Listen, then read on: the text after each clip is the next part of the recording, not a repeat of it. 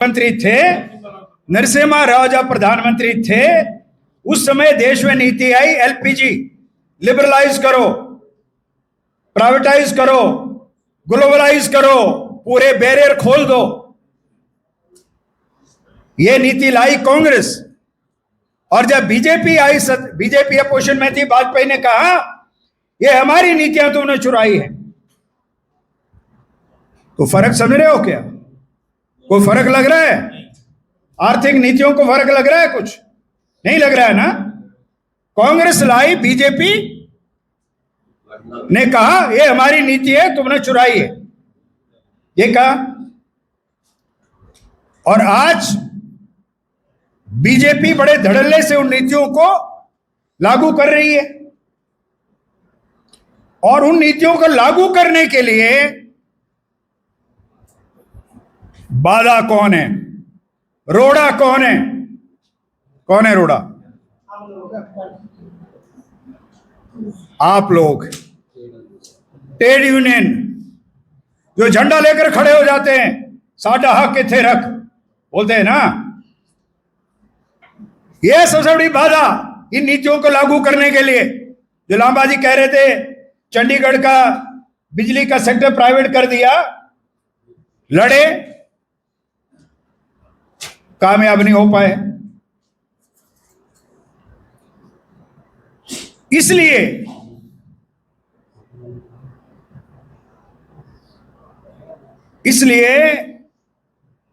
भाजपा सरकार ने, केंद्र सरकार ने जब वो सत्ता में आई, नारे देकर, क्या नारे? रोजगार खोल देंगे, विदेश से धन ले आएंगे सारा। और राम जेठमलानी जो सुप्रीम कोर्ट का वकील है, वो क्या बोला है? इस मोदी ने बड़ा ठगा हमें। ये बहुत बेईमान है। जो बीजेपी का एमपी भी रहा राज्यसभा का, वो बोलता है ये आदमी बहुत गंदा है, ये बोलता कुछ है करता कुछ है। मैंने विश्वास कर लिया इस पर। हाँ, मंत्री भी रहा। तो इसलिए जो है इन नीतियों को, जो नीतियां आगे हम बताएंगे क्या, क्यों ये लेबर लॉ वगैरह सारे बदले जा रहे हैं, बदल दिए, अभी लागू नहीं किए, 1 अप्रैल से करने थे, परंतु 12 फरवरी को जो हड़ताल हो गए, करोड़ों लोगों ने भाग लिया। और अभी और हो गया। पानीपत के बाद देश के अलग अलग हिस्सों में झंडा कोई नहीं है, झंडा कोई नहीं है। एक ही नारा है, 30,000 रुपये वेतन करो, एक ही नारा है, डबल ओवर टाइम करो। कोई यूनियन नहीं है, कोई रजिस्टर्ड यूनियन नहीं है, कोई रजिस्टर्ड यूनियन नहीं है कहीं भी। अब मोदी सरकार को सबसे बड़ी जो प्रॉब्लम है वो ये है कि ये जो ट्रेड यूनियन है, ये सबसे बड़ी बाधा है नीतियों को लागू करने में। उनका एजेंडा यह है कि देश में 8-10 बड़े उद्योगपति होने चाहिए, उनके लिए सारी नीतियां बननी चाहिए, उसी डायरेक्शन में सारा कुछ होना चाहिए।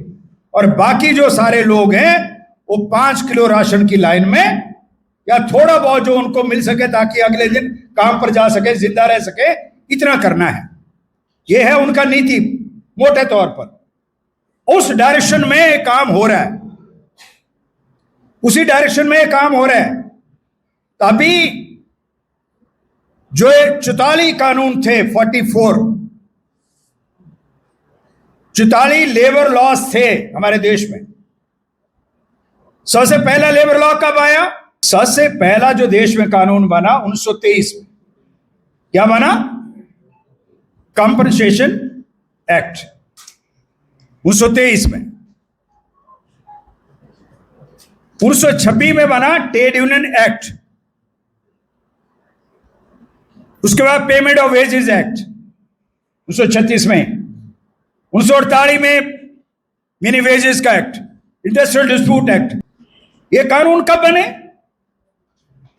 अंग्रेजों के जमाने में। 1923 में अंग्रेज ही थे ना देश में।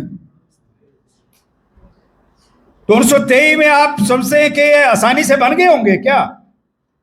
नहीं, उस समय पंजाब में सबसे बड़ा औद्योगिक सेंटर कौन सा था? अमृतसर, छराटा जिसको बोलते थे।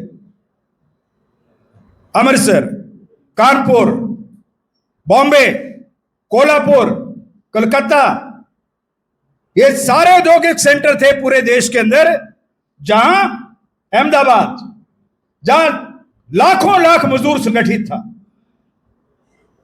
उस लड़ाई में ये पहला कानून बना कंपनसेशन एक्ट 1923 में। ट्रेड यूनियन बनाने का अधिकार मिला 1900 का मिला 1926 में। यूनियन बना सकते हैं, 7 लोग अगर हैं तो यूनियन बना सकते हैं, यह अधिकार मिल गया 1947 में।